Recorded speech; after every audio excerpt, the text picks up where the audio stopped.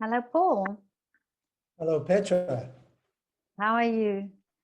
I'm fine. I think actually I'm going to take my glasses off because they react to the sunlight, and I've just been Oh, I out for a see. walk, and it looks Oh, I like I'm wearing see. shades, but it takes a while for them to return to Okay, normal.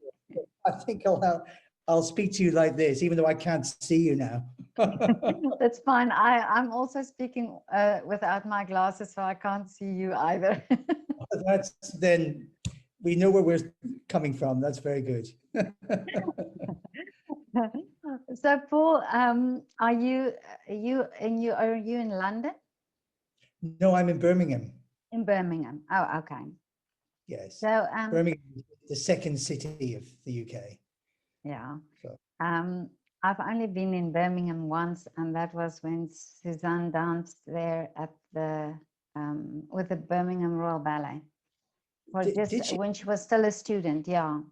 Oh, I didn't know. Yeah, yeah. I was probably conducting. Probably, yeah, yeah. And she's in the Staatsoper now, ballet. Is that right? Yeah, yeah.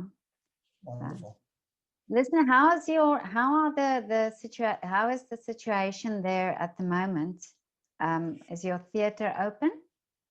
No, the situation is pretty bleak. All the theatres are closed and remain closed. Back in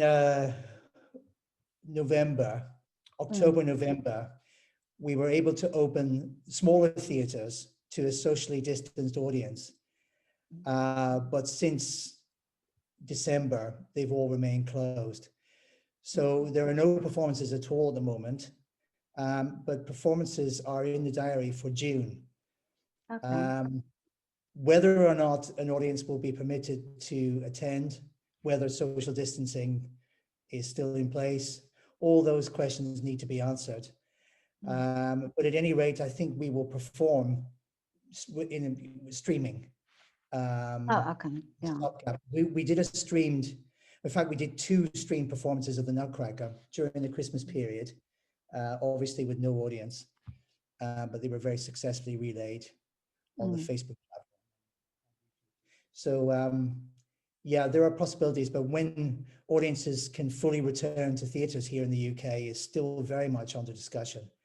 It could well be the before or maybe even later before we can allow capacity audiences. And of course, the smaller theatres are particularly affected up and down the UK because they need the revenue. And if they don't have capacity crowds in the smaller theatres, they can't survive. And similarly, actually, the bigger theatres who take the big shows, the West End type shows, because they're so costly, they need capacity audiences to make money. So yeah, I mean, it's affecting the whole world, but it is particularly bad here in the UK because the infection rates are so high. Oh, And still. yeah, I mean, they're coming down. They are coming down, and things clearly the vaccines are starting to have an effect, and also the lockdown is clearly having an effect. So, a few months ago there were 70,000 infections a day. Now it's down to 9,000 infections a day. So it is going in the right direction. It's just going to take time. Yeah. Are you still rehearsing or the ballet, are they still rehearsing, and the orchestra, are you still playing on, even though there are no concerts? No No, performance. at the moment. I think the plans are that the studios are going to reopen next month for rehearsals for the dancers, with a view to performances in the summer. And in 2 weeks, the orchestra and myself and a colleague are going to make some recordings, just so we can do something, because having not played since December, we're going to record some music for an online charity gala for BRB, extracts and things like that. And we're also going to record some British music for release on Spotify and maybe commercial release. So we're actually doing a week's work with the orchestra in March, as I say, in 2 weeks. But after that, there will probably be nothing for the orchestra until May. We may be doing a gala at the Royal Albert Hall in May, a charity gala with many companies, but that's not confirmed yet. Okay. So there is very little happening at the moment, but we're very optimistic that the second half of the year will be brighter. How do you or the orchestra members, are they feeling it now? Are they still positive, or is it the effect yet getting now getting to them? I think, they feel lucky because the government furlough scheme here in the UK has protected our jobs. So they are still being paid their basic rate of pay. And they feel enormously lucky the Birmingham Royal Ballet has been able to protect them.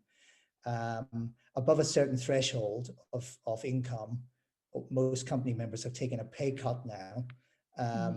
But it's a gesture really, and we're very fortunate not to have the knife thrust in deeply. So I think the orchestra are, of course they're finding it difficult not playing, but I think also they're grateful that they're still able to survive. Yeah. And a lot of them, it's quite an unusual setup with the Birmingham Royal Ballet, because the orchestra is actually based in London, because it's employed only for 35 weeks of the season, guaranteed work. So the rest of the time they pick up work as freelance players in London and the surrounds. But of course, all the freelance work has dried up at the moment as well. So in fact, a lot of the orchestra are doing, some of the orchestra are doing other things. I mean, for example, some are working as delivery drivers for supermarkets. A lot of them teach. And as you probably have heard from other people, teaching has carried on. My wife's a teacher, she teaches violin and piano, and she's busier than ever teaching on Zoom, on WhatsApp, and Skype and so on. So, I think a lot of them have turned to other things in the meantime, as well as practicing and keeping their standards high. I'm waiting. They're very much looking forward to 2 weeks' time when we have this week of recordings. And then, as I said, looking forward to the second half of the year when hopefully we can have more of a sense of normality. The UK started the lockdown in May, a bit later than the rest of the world. How did that affect you? How did you feel because you must have heard what was going on in the rest of the world. Did you already by that time realize the impact that it will have? I think many people in this country feel that we should have locked down sooner. I think a lot of people will say that. And I think, we were very optimistic. The approach was too hopeful, I think. And I feel that we should have locked down sooner. I mean, it's not called COVID-19 for no reason. I mean, the disease was clearly around at the end before 2020. And, the impact, as we know, is absolutely destructive. So, I think a lot of people feel here that we should have locked down, and especially had restrictions on travel, travel from abroad and travel to other countries from the UK. I've spoken to a conductor in Berlin this morning, and he mentioned something that they predict that it will take about 5 years before concerts and concert halls will be able to function as normal. Do you think so too? Well, I fear that might be right. I'm hoping it's not going to be as long as 5 years, but I can certainly see an impact of a few years. And of course, there are other implications as well. Winning audiences back is not going to be so easy. So I think repertoire choices is going to be also a big consideration around the world. I think we will probably see a raft of more conservative repertoire coming into opera, ballet, and concert halls. So just so we can guarantee as many people as we can to attend. I mean, that's hypothetical, of course. It may not be the case, but I'm imagining that that will certainly happen in the larger opera houses, Mm. around the world. But I think, yes, the impact is going to be far-reaching, and it may well be some years before we return to full strength and certainly full audiences. But I'm hoping that it's not as long as 5 years. I really Yeah. am. But also what he said is that he thinks that the whole industry will change in the sense that how concerts will be done. Do you think it will be the same? Do you think, like you said now, maybe more known repertoire, but do you think the overall structure of a concert will change? It's quite possible, and I think what has suddenly exploded in the world is the growth of digital performance, and I think it's a new world, and I think we're all coming to terms with it being in its infancy to some degree. But I think we've all been staggered by how amazingly well we can do with digital platforms.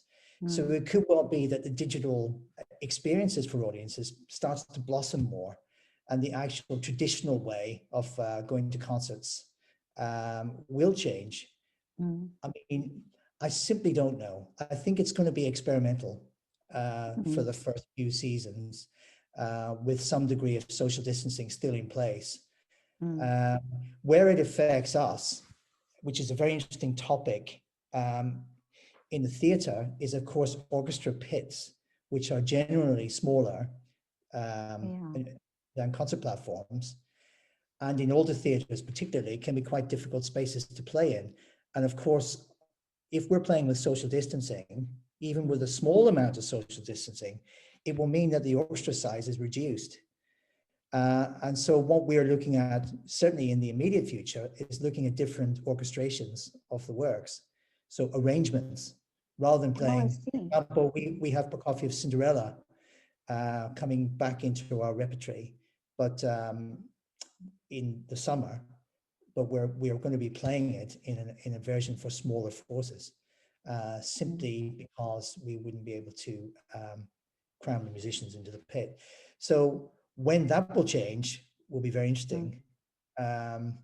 So we're looking at, again, this is a different world. There are not a great deal of these arrangements that actually exist. So, and there's a lot of opportunity for people to make new ones.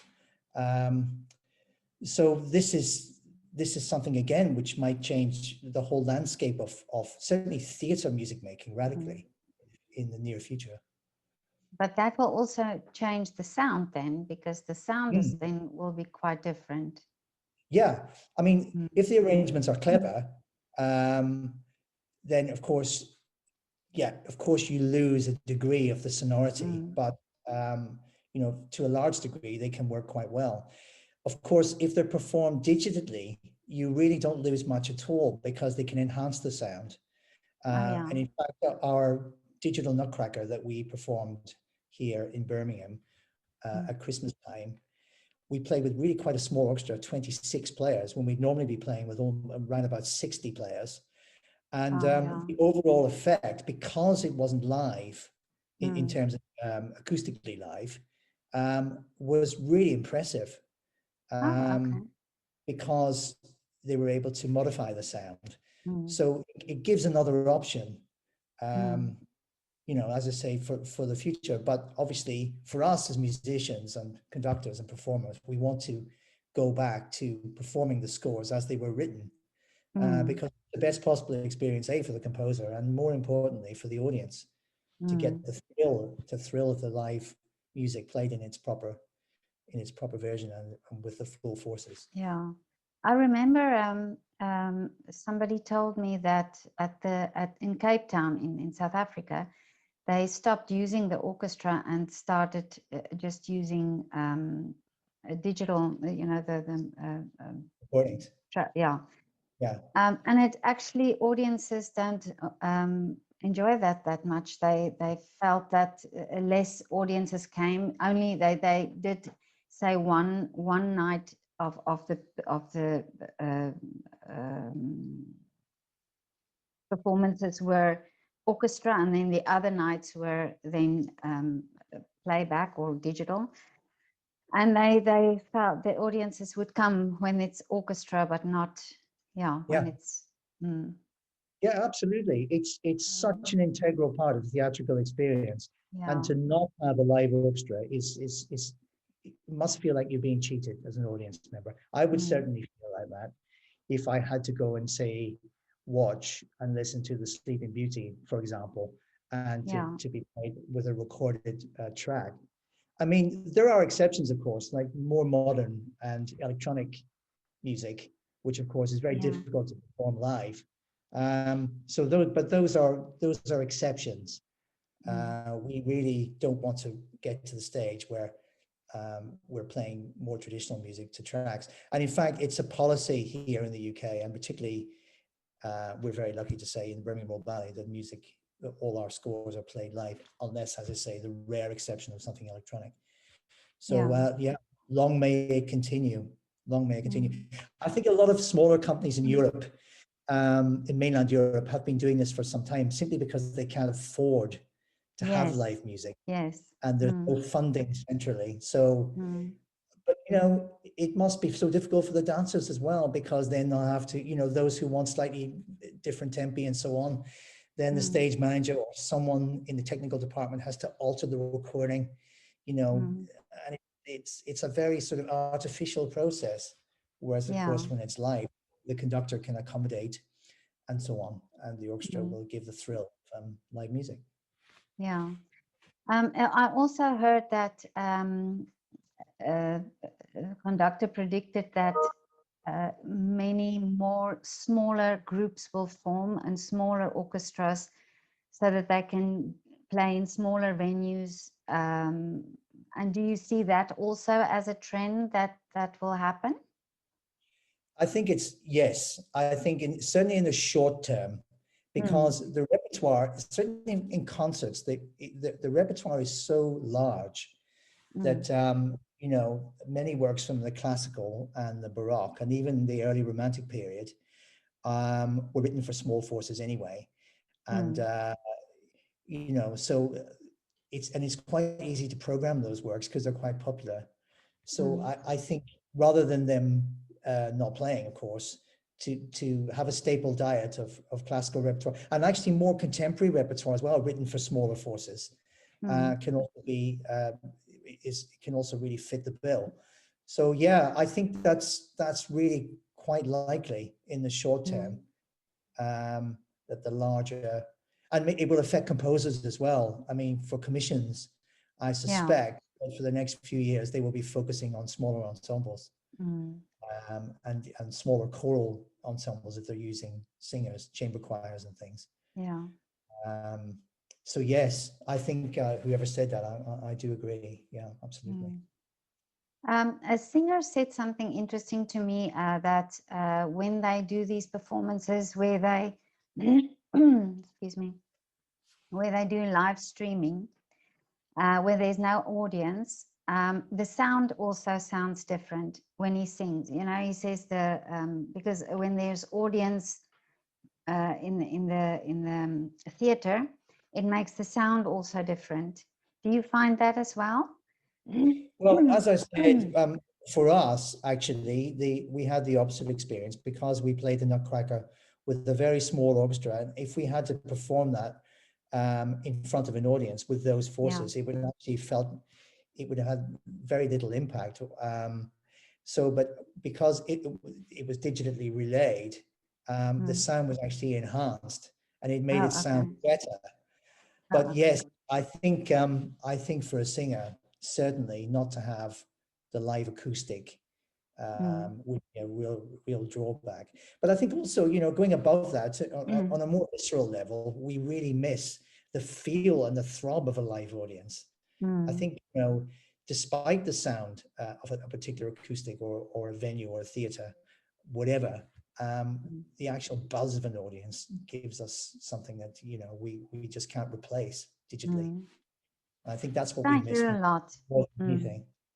Mm. Yeah, I hear that a lot. That artists want that they want that energy, Yes, that flow of energy. But absolutely. now you mentioned that the government supported the artists, so in the orchestra, for example. But overall, what is the feeling in the UK? Do artists feel valued? Um, because here I hear also here they are supported, but in a way they still feel not valued. Do you think that art, and not just art, I think art is valued in the sense that we can watch Netflix and we can watch live streaming and these things, but do you think artists themselves are valued?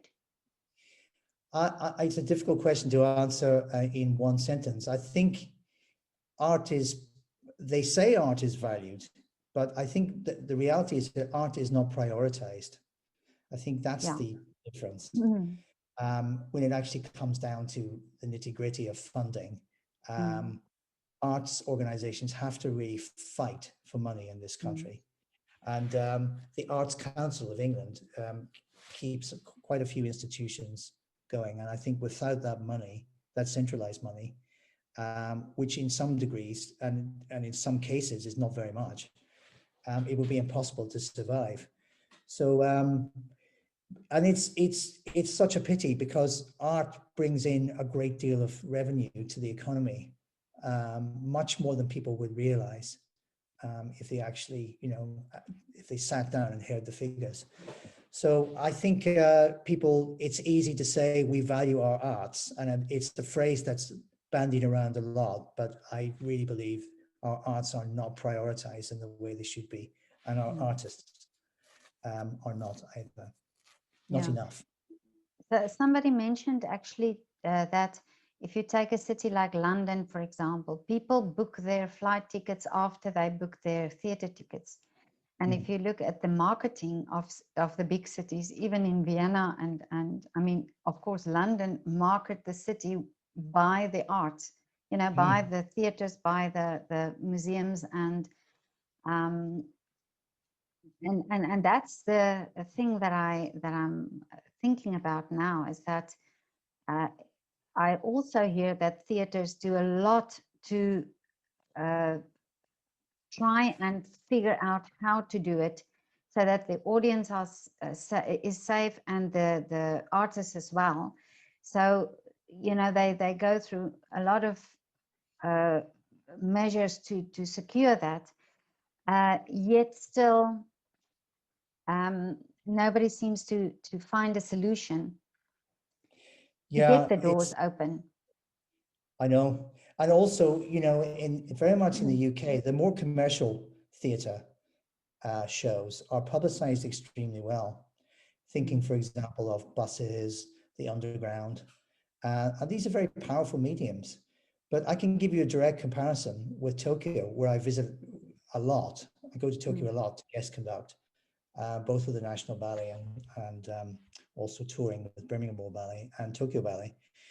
But classical music is massively publicized in Tokyo.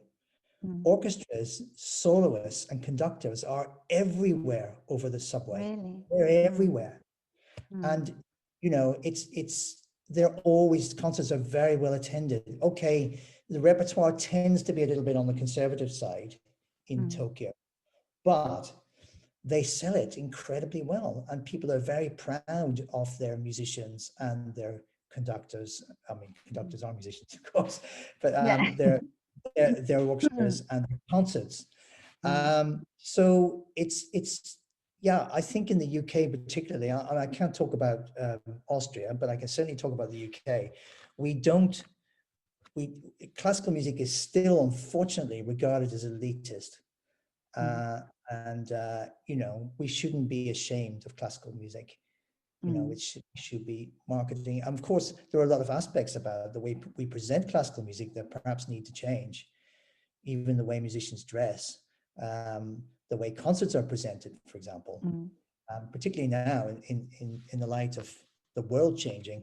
And as we were saying earlier, perhaps concerts need to change radically. There needs to be more interaction with the audience, Mm. visual presentations, a presenter or a conductor talking to the audience more, and so on, so that it's more of a theatrical experience.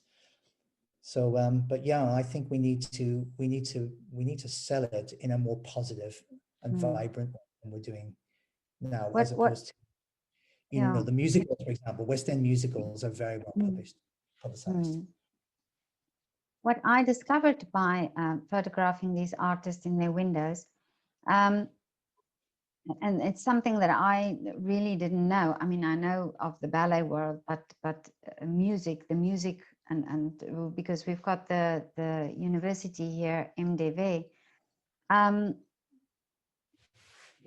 it's almost as if you see a more of a personal side of the musician, or not the personal side. I shouldn't say it that way. I should say, so I realized, how long they study. I realized the sacrifices they make to be musicians, and I never knew that. And I have this idea that sometimes we see, for instance, an orchestra, and everybody is dressed up, and it's in this concert hall, and it looks so perfect, and it looks so distant, but you don't realize that these musicians, there's a lot that goes on before this concert happens, and all the hours of study, and all, and if I just think about the opera singers, for example,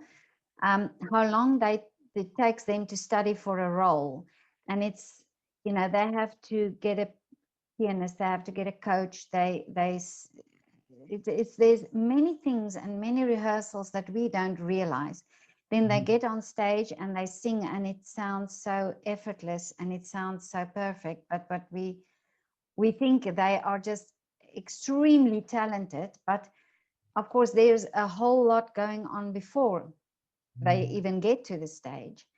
And I've been wondering in this time that, because this is what made me so I wanted to speak about this, and I wanted to give the artists a platform, because it's of the importance of it, I think. But I think it's because I know now, and I had this insight into, a little bit of an insight into the world of music. And I wonder sometimes if people are more aware of that they will also look at a different way, that it's not necessarily that you dress down in a concert, but that we just don't hear about the 9 competitions the artist won, but that we also know about the obstacles and the difficult times that they go through, not to make it a drama, but just that there's a story, Well, I think, you're right. And I think perhaps now that the digital world has opened up to us, there is more scope for having digital presentations before performances. And I know pre-performance talks have been going for some time, but they could be expanded to include films, so that they can see the preparation of the artist. They can see, as you said, their journey and the rehearsal process and the hours to making a performance very often. And there are a lot of new compositions happening in the theatre now, in the ballet world. This is the advent of new choreography has really opened up into classical ballet, and that process can take over a year. What you're sitting down to see on that evening could well have started at least a year before, and it would be fascinating. I think you're right to show a montage of films and interviews about that whole process and who was involved, and all the people that have actually brought it together for that one evening. Yeah. I think you're right. I think it's and I think this is the thing that hopefully will happen more and more. Just reaching out more and interacting with our audience. Yeah. And the other thing that I also thought about is, and that is the education system, because I know in the UK and in many countries you have the specialized schools. So you have music schools and ballet schools and art schools. But actually, and it's only recently, a few years ago, that they started doing real scientific experiments to see how the brain changes when children do art and people do art, but also with musicians. They found the change in the brain, but it's not, it's because the musicians started at the age of 6, at a very young age. And I'm thinking that our school system at the moment was sort of started in the industrial era, where science and maths were important subjects. But if we could change the school system, the education system, so that art is a very much an important subject, just the same as science and maths, so that children that enter the school at the age of 5 have these subjects as a formal subject, not just as Friday we sing a little in the class, or we do a little movement once a week, but that it's really part of the curriculum and examinated, not to make artists, not to create artists. I mean, they can always then specialize, but to have that development in children, and that would then also, that education would also make the classical music, for instance, more understood and appreciated. Absolutely. I couldn't agree with you more. In fact, that's very close to my own heart. And I think if we don't start when the children are very young, our future is over for in classical music. I mean, I was lucky. I was introduced to classical music when I was 11, but that is still pretty late. But I was infused with so much enthusiasm and love for it, and I sort of made my own discoveries. But any sort of music, singing is the greatest way to start.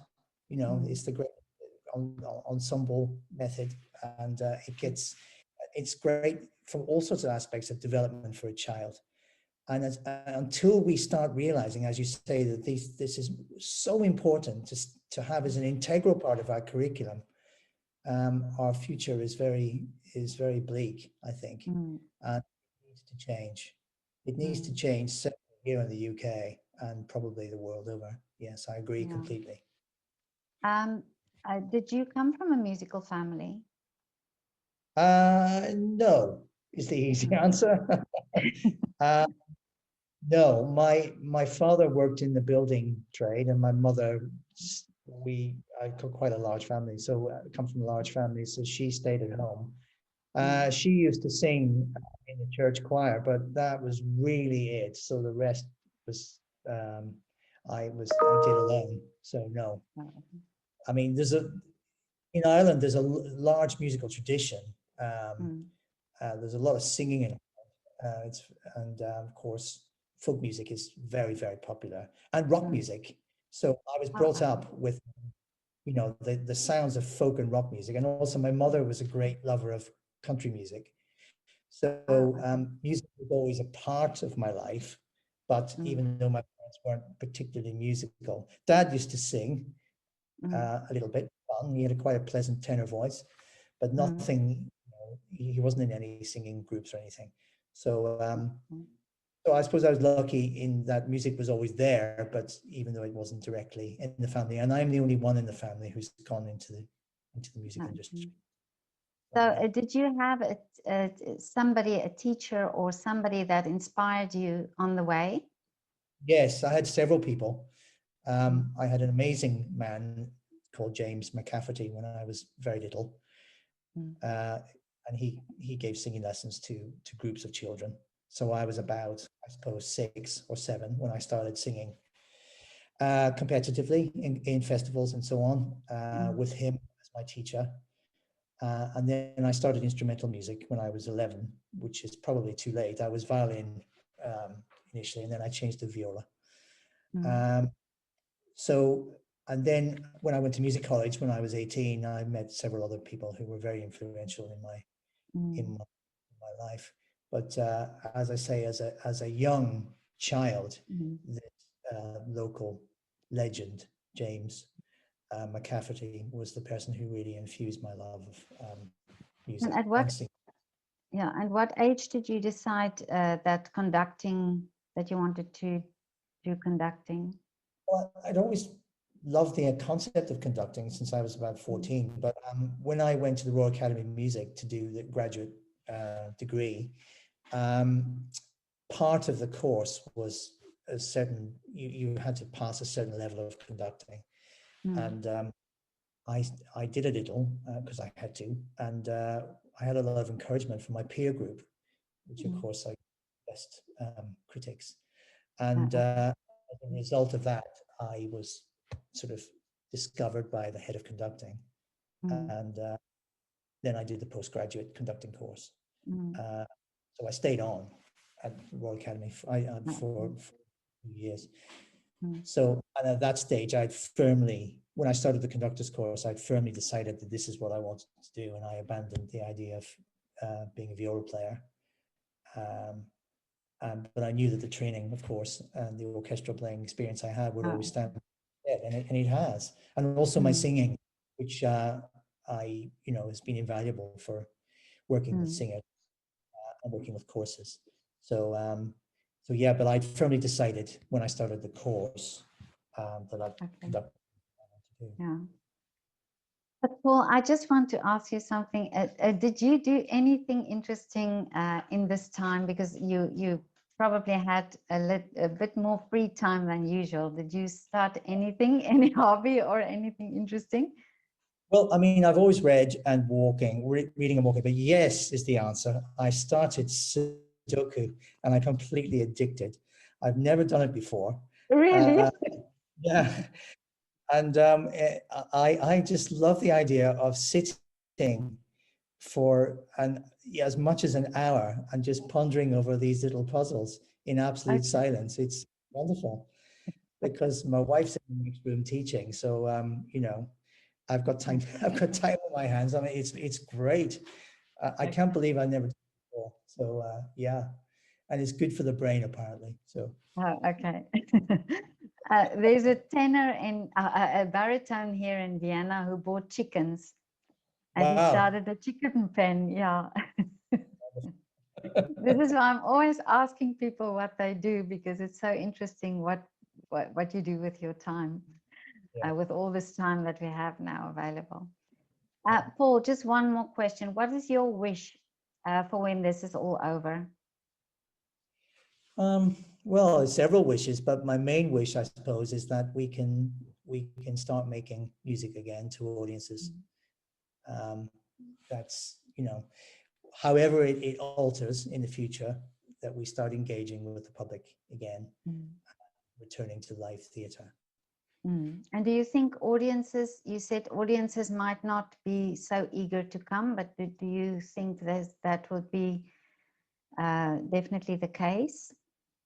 Well, demographics play a large part of this. I mean, our audiences generally tend to be older, and I think older people might be more wary.